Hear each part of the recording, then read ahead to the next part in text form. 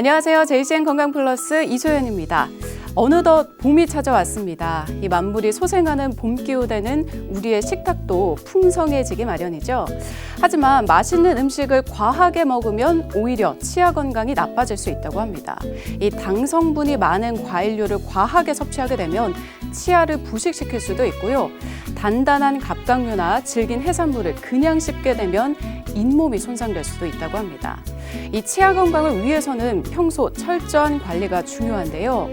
관리를 제대로 하지 못해서 나중에 빠지기라도 한다면 임플란트가 최선의 방법이 되기도 하죠. 종류도 많고 수술법도 다양한 임플란트의 모든 것, 오늘 JCN 건강 플러스에서 자세히 알아봅니다. 오복 중 하나인 치아 건강. 자연 치아를 가능한 오래 사용하는 것이 가장 좋겠지만 치아를 상실한 경우라면 가능한 빨리 임플란트와 같은 인공치를 수복하는 것이 좋은데요. 임플란트는 한 해 시술 건수가 50만 건에 달하는 만큼 이제는 현대인의 필수품이 되어버렸습니다.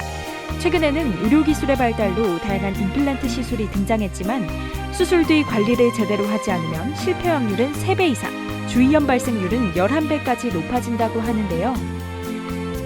오늘 이 시간 CK치과병원 손재희 원장님을 모시고 실패를 줄이는 임플란트 이식 방법과 임플란트 시술 후 바르게 관리하는 방법에 대해 자세히 알아보도록 하겠습니다.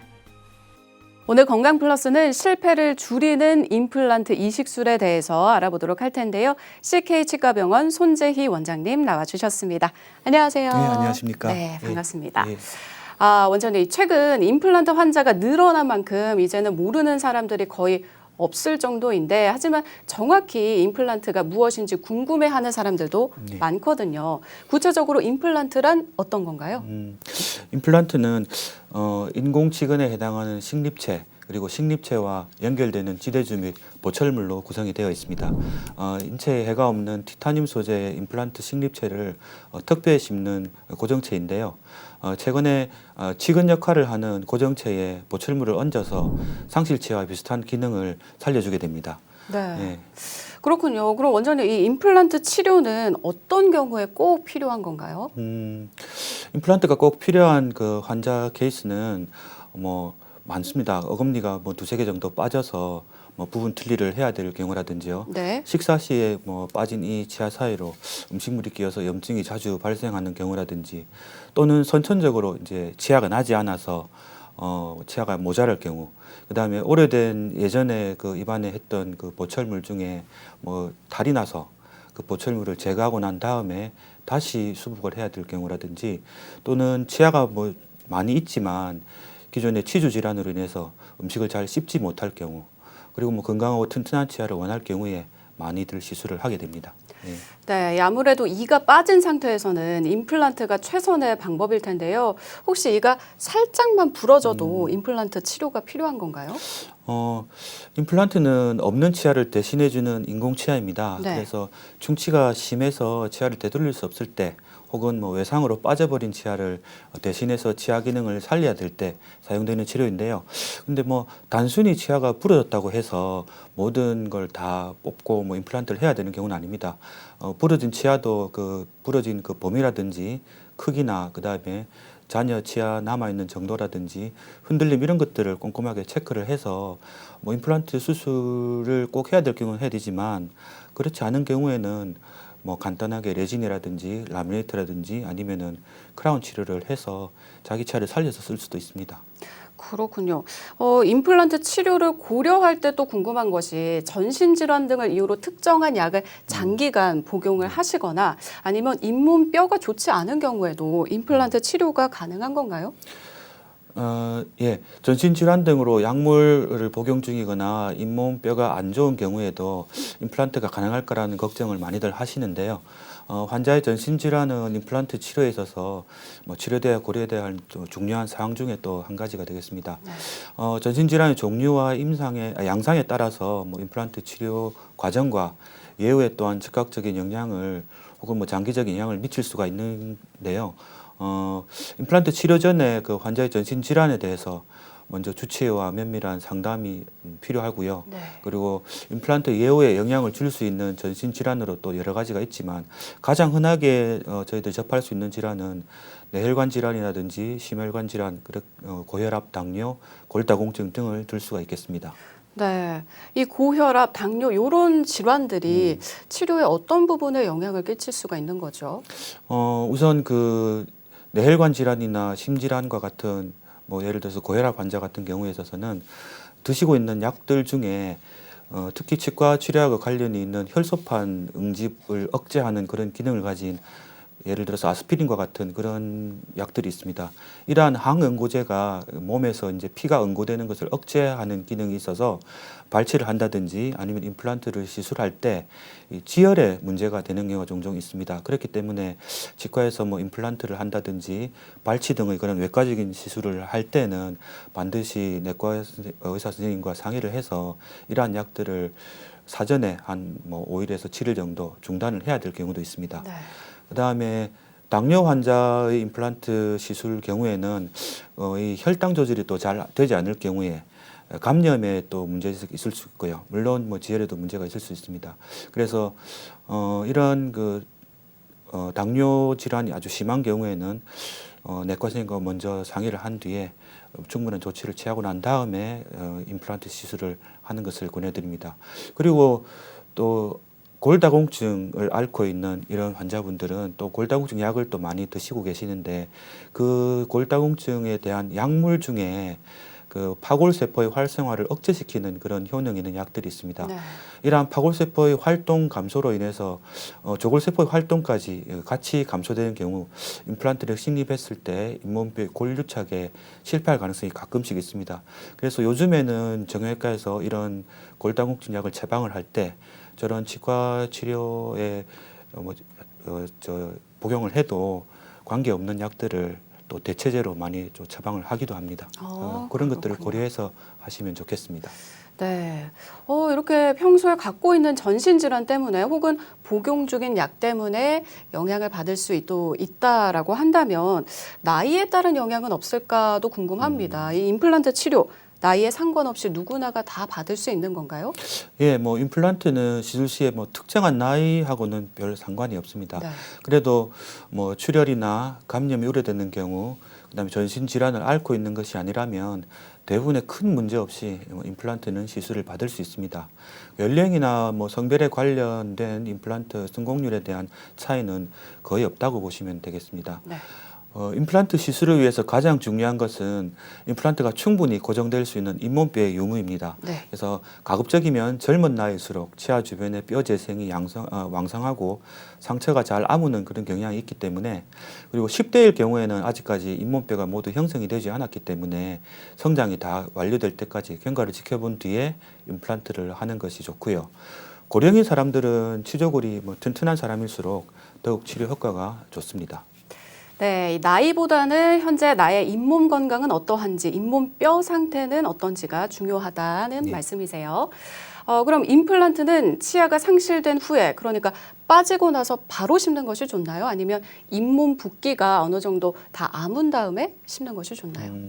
임플란트 심는 시기는 치아 상실 후에 가급적이면 바로 심는 것이 좋습니다. 네.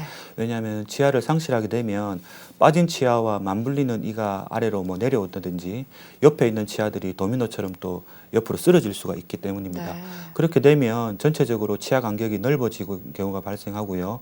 심한 경우에는 턱 관절에 악영향을 끼칠 수도 있습니다. 또한 잇몸 염증이 잘 생길 수 있기 때문에 치아 상실 후에는 바로 치아를 심는 것이 좋습니다. 하지만 치근단 쪽에 아주 염증이 심한 경우에는 일단은 먼저 염증 치료를 하고 네. 건강한 뼈 상태를 완성된 뒤에 심기를 또 추천하기도 합니다. 자, 시청자분들의 질문을 받아서 바로 답변해드리는 건강한 참견이 찾아왔습니다. 원장님께 질문이 네. 있다고 하는데요. 제가 회사원인데 휴가를 많이 쓸 수가 없는 상황입니다. 이 임플란트 치료는 무조건 오래 걸리는 건가요? 라는 질문인데 이건 좀 개인차가 좀 있을 것 같은데요. 예, 어떤가요? 그렇죠. 기본적으로 임플란트 치료 기간은 환자에 따라서 뭐 개인차가 조금 있을 수 있습니다. 그래서 발치 여부라든지 치아와 치조골의 상태라든지 그다음에 임플란트 식립 위치 등 다양한 변수가 뭐 존재하기 때문인데요. 일반적인 경우에 임플란트를 치료할 때는 대개 2개월에서 한 4개월 정도 그리고 혹시나 뭐 상악동의 뼈 이식과 같은 경우에는 최소한 6개월 정도 이상의 긴 시간이 또 소요되기도 합니다. 하지만 임플란트 치료 기간을 결정하는 더 중요한 요소는 뭐 현명한 치과를 뭐 선택하는 방법도 하나일 텐데요. 치료 방법과 그다음에 계획에 대한 의사의 판단 능력, 그리고 그에 따른 뭐 시술 능력, 이럴 때 뭐 뒷받침하는 뭐 치과의 장비와 시스템에 따라서 동일한 사례에 있어서도 뭐 전체 치료 기간에 시간이 약간 변동이 될 수도 있습니다. 네, 지금까지 임플란트에 대한 전반적인 설명을 들어봤는데 이제는 치료에 대한 이야기도 나눠보도록 하겠습니다. 이 구체적인 치료법을 알아보기 전에 임플란트 치료가 반드시 꼭 필요한 경우는 어떤 경우인가요? 치아 파절로 인한 손상으로 그 심한 충치가 있다든지 그다음 치주 질환 등으로 인해서 치아가 빠지거나 뭐 썩어서 뭐 저작 활동을 할 수 없을 경우에 임플란트를 꼭 뭐 해야 되겠다고 생각됩니다. 네, 이 임플란트가 사실 간단한 치료는 아니기 때문에 한 번 심을 때 제대로 심어서 최대한 오래 사용하는 게 가장 좋잖아요. 네. 하지만 바람과는 다르게 혹시 임플란트가 실패하는 사례도 있나요? 예, 실제 그 환자의 엑스레이 사진을 보면서 설명을 드리도록 하겠습니다.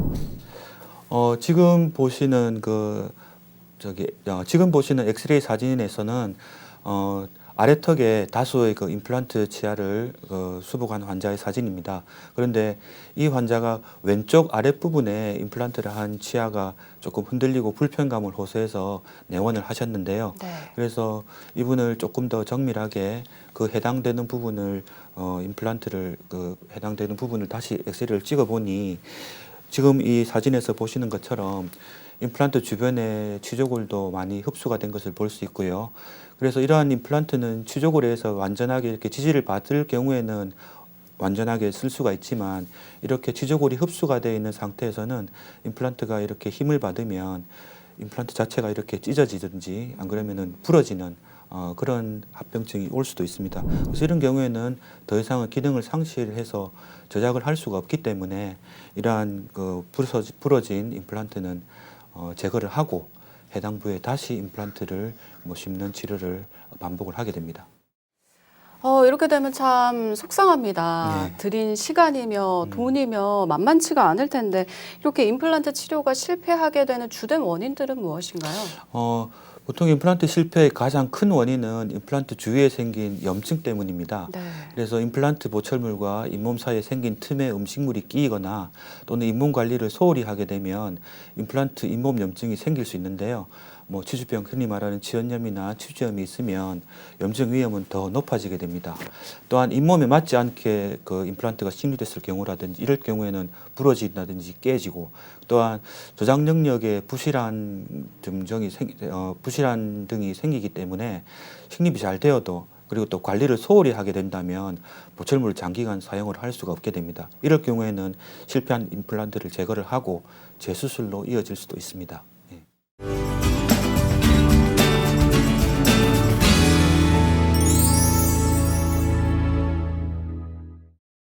여러분께서는 지금 건강플러스 함께하고 계십니다. 임플란트가 고민이라면 일단 검사부터 받아봐야 되잖아요. 치아를 검사할 때 어떤 부분이 가장 중요한가요? 임플란트 시술 시에 잇몸뼈 검사가 제일 중요한데요. 잇몸뼈의 밀도가 단단하고 치밀할수록 임플란트의 성공률도 상승하기 때문입니다. 또 잇몸이 심하게 손상됐거나 선천적으로 잇몸뼈가 약하다면 임플란트를 진행하는 것이 어려운 이러한 경우도 있습니다. 그럴 경우에는 뼈이식을 동반한 임플란트를 시술할 수도 있겠습니다. 네, 이렇게 잇몸뼈 검사를 통해서 치료 방법 또 치료에 필요한 단계까지 확인을 하고 난 뒤에 이제 본격적으로 치료에 들어가게 됩니다. 원장님, 보통 이 임플란트 수술은 그 과정이 어떻게 되나요? 예, 보통 임플란트는 3단계를 거쳐서 완성이 되게 됩니다. 네. 그 임플란트의 첫 번째 단계는 잇몸에 그 매식체 나사를 이제 심게 됩니다. 보통 픽처라고 부르는데요. 이러한 임플란트를 심는 위치에 따라 굵기나 길이가 달라지게 됩니다. 그래서 임플란트 수술에서 가장 중요한 것이 잇몸뼈인데요. 네. 잇몸뼈 상태에 따라서 임플란트의 굵기와 길이가 달라지게 됩니다. 그다음 2차 수술은 임플란트 수술로 그 잇몸 안에 묻어두었던 그 임플란트 픽처 나사 위에 지대줄을 만들어서 이제 상부 보철물을 연결할 수 있도록 하는 통로를 만드는 건데요. 네. 2차 수술은 1차 수술처럼 그렇게 큰 수술은 아니고 나사가 보일 정도의 잇몸을 조금만 열어서 그 나사 구멍에 힐링 어바트먼트라고 하는 것을 연결해주는 지대줄을 만들어주는 것입니다. 근데 요즘은 거의 대부분 1차와 2차 수술을 거의 동시에 병행하는 경우가 많습니다. 그래서 한 번이라도 그 시술 그 단계를 줄이려고 많이 노력을 합니다. 그 다음에 3차 수술은 아니고요. 그 임플란트의 마무리 작업이라고 할 수 있겠습니다. 바로 보철물을 만드는 작업입니다. 일반 치아의 크라운을 씌우기 위해서 본을 뜨는 것보다 임플란트 보철물을 만들기 위해서 본 뜨는 것이 조금 더 복잡한 그 과정도 있기 때문에 의료진의 숙련된 기술이 중요하다고 생각합니다. 네. 네, 이 임플란트는 수술법도 참 다양합니다. 의료 기술이 나날이 발전하면서 최근에는 컴퓨터를 활용한 임플란트 수술, 또 디지털 장비를 활용한 임플란트 수술도 인기가 많다고 들었는데요. 병원에서는 어떤 방법으로 수술을 하고 계신가요? 예. 저희 병원에서는 가이드와 캐드캠 시스템을 이용해서 디지털 임플란트 그 시스템을 이용한 치료를 하고 있습니다. 장기간 안정적으로 임플란트가 가능하기 위해서는 정확한 위치의 임플란트 식립이 중요합니다. 하지만 그 수술 부위의 상태, 그다음에 착시, 술자의 숙련도에 따라서 이러한 정확한 임플란트 식립이 어려울 수 있는데요. 이러한 경우에 이용한 것이 바로 디지털 가이드를 이용한 임플란트 식립입니다. 네. 기존의 임플란트와 달리 3D CT 촬영을 통해서 미리 가상 시뮬레이션을 통해서 시술 계획을 수립한 뒤에 첨단 캐드캠 장비를 이용해서 환자에게 맞는 맞춤 가이드를 제작을 하고 시술 당일에 정확한 식립 위치와 각도에 안전하게 임플란트를 식립하는 시술법입니다.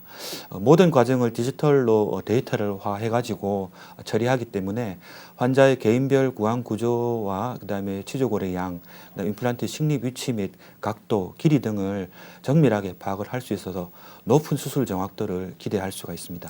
네, 이 정확도를 높인다는 건 수술의 성공률도 높아진다는 거니까 굉장히 네. 좋은 것 같은데 네. 이 가이드를 활용해서 임플란트를 심을 경우 또 어떤 점이 좋은가요?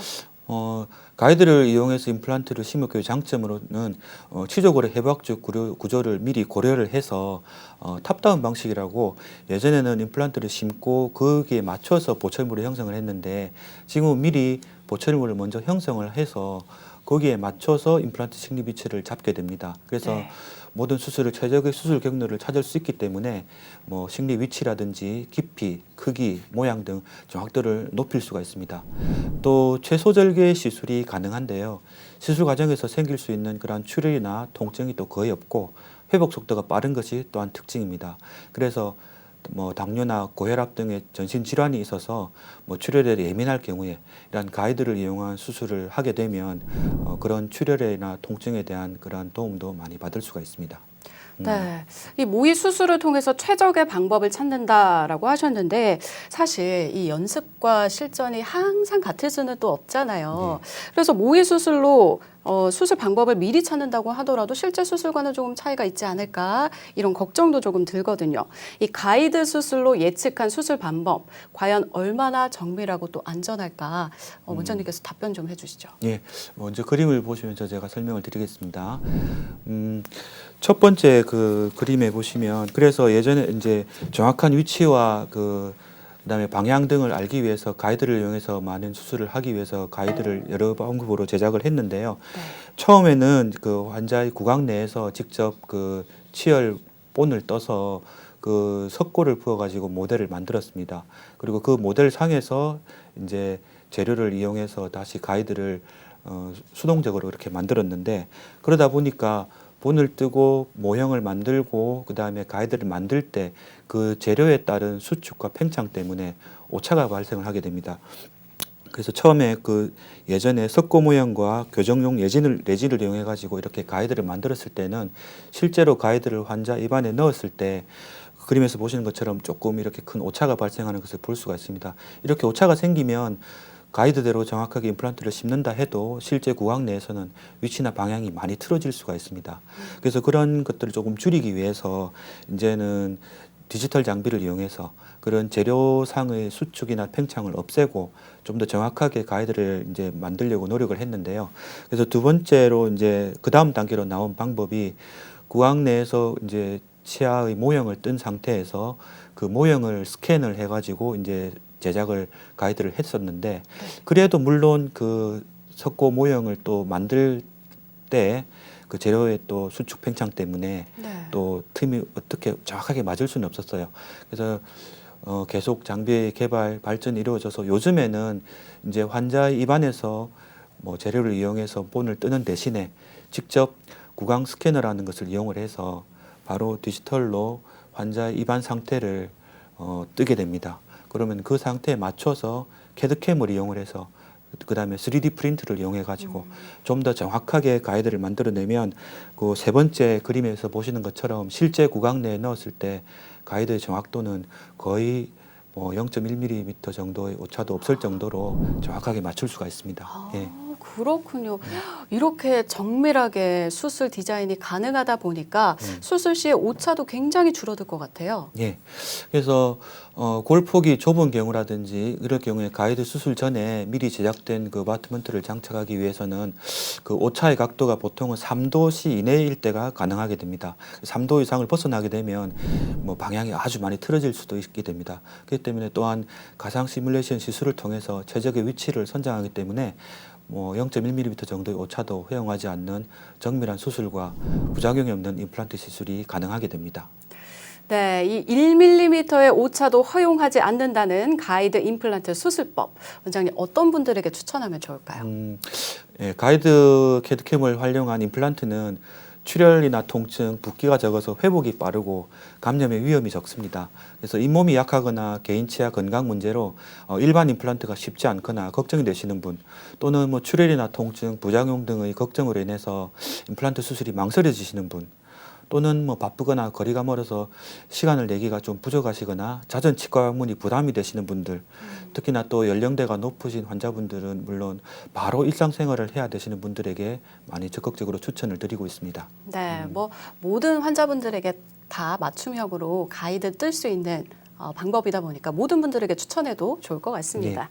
혹시 이 임플란트 수술을 하고 나면 많이 아프거나 후유증이 남지는 않나요? 아주 드문 그 케이스를 제외하고는 별다른 뭐 후유증은 염려하지 않으셔도 될 것 같습니다.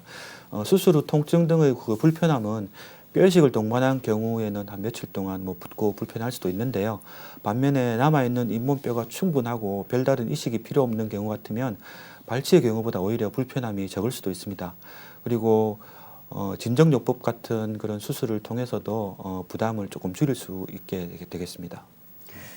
네, 이제 원장님 앞으로 또 하나의 질문이 들어왔습니다. 다시 한번 건강한 참견 순서인데요. 임플란트 수술을 하고 나면 치아를 최대한 안 쓰는 게 중요할 것 같은데요. 다이어트가 임플란트 회복에 도움을 주나요? 라는 질문입니다. 이 치아를 최대한 안 쓰기 위해서 음식 섭취를 좀 줄이겠다라는 말씀이신 것 같아요. 어떤가요? 그래도 무리한 다이어트나 뭐 충분한 영양 섭취를 하는데 방해가 될 수도 있습니다. 그리고 임플란트가 잇몸뼈에 자리 잡는 데 방해가 될 수 있기 때문에 그 임플란트의 수명은 또한 뭐 영구적이지가 않기 때문에 관리를 얼마나 성실하게 하는지에 따라서 수명도 달라지게 됩니다. 뭐 가장 기본적이고 중요한 임플란트 관리법은 아무래도 우리가 흔히 하는 양치질입니다. 그다음에 치실, 치간칫솔 등을 활용한 꼼꼼한 그 양치 습관과 함께 무엇보다도 정기적인 치과 검진 그리고 스케일링을 통해서 사후 관리를 하는 것이 제일 중요하다고 하겠습니다. 자, 지금까지 임플란트 치료가 필요한 이유 그리고 수술에 대한 이야기를 쭉 들어봤습니다. 이 치료도 중요하지만 또 치료 후에 어떻게 관리할 것인가 이것도 중요한 주제거든요. 원장님 평소에 어떻게 관리를 해야 좋을까요? 임플란트 수술이 끝났다고 해서 안심할 것이 아니라 환자가 지켜야 될 그 주의사항이 반드시 있습니다. 치간칫솔을 사용을 좀 생활화하시기를 바라고 그다음에 금연 및 금주가 또 중요한데요. 특히나 임플란트에 있어서 금연은 금기시하는 게 금기시하다고 보통 하고 있습니다. 그 금년 그러니까 흡연과 임플란트의 그 실패와 성공에서 아주 그 밀접한 관련이 있기 때문에 네. 가급적이면 금연은 취해 주시는 게 좋겠습니다. 그리고 딱딱하거나 질긴 음식 등은 조금 피하시는 것이 좋겠고요. 무엇보다도 가장 중요한 것은 정기적인 치과 내원으로서 정밀한 검진을 받기 등을 통해서 임플란트 수명을 오래 지키고 건강하고 튼튼하게 임플란트를 사용을 하기를 권장합니다. 네, 이 임플란트 수명을 오래 지킬 수 있는 방법 꼭 기억하시고요. 또 치료를 받으신 분들은 꾸준하게 실천하시기 바랍니다. 자, 원장님 마지막으로 우리 시청자 여러분들에게 당부 한마디 부탁드릴게요. 예, 구강 구조에 따라서 또한 그 잇몸뼈의 상태에 따라서 임플란트의 수명이 달라질 수 있기 때문에 비용만을 뭐 우선시하는 것보다는 이렇게 처음 소개드렸던 디지털 장비 보유로 정확한 분석과 함께 체계적인 수술 계획이 가능한지 사후 관리 시스템도 갖추고 있는 곳인지 여부 등을 꼼꼼하게 체크하셔서 하시는 것이 중요하겠습니다. 올바른 임플란트 치료를 통해서 건강한 치아와 미소를 되찾으시기를 바라겠습니다. 네, 오늘 임플란트에 대해서 알아봤는데요. 흔들리거나 염증이 난 치아를 제때 치료하지 않고 제때 임플란트 수술을 하지 않으면 추후에라도 다양한 문제가 발생할 수 있다고 하니까요. 오늘 알려드린 정보로 건강한 치아 유지하시면 좋을 것 같습니다. 오늘 함께해 주신 CK 치과병원 손재희 원장님 고맙습니다. 감사합니다. 만물이 소생하는 봄입니다. 그만큼 봄철 질환도 같이 유행을 하게 되는데요. 이 봄철 질환을 이길 수 있는 최고의 보약, 바로 적절한 운동과 휴식, 그리고 올바른 식습관입니다. 이런 습관들이 치아 건강과도 직결된다고 하죠. 건강한 생활 습관으로 봄철 활력도 찾으시고 건강도 챙기시길 바라면서 JCN 건강 플러스 여기서 인사드리겠습니다. 함께해 주신 여러분 고맙습니다.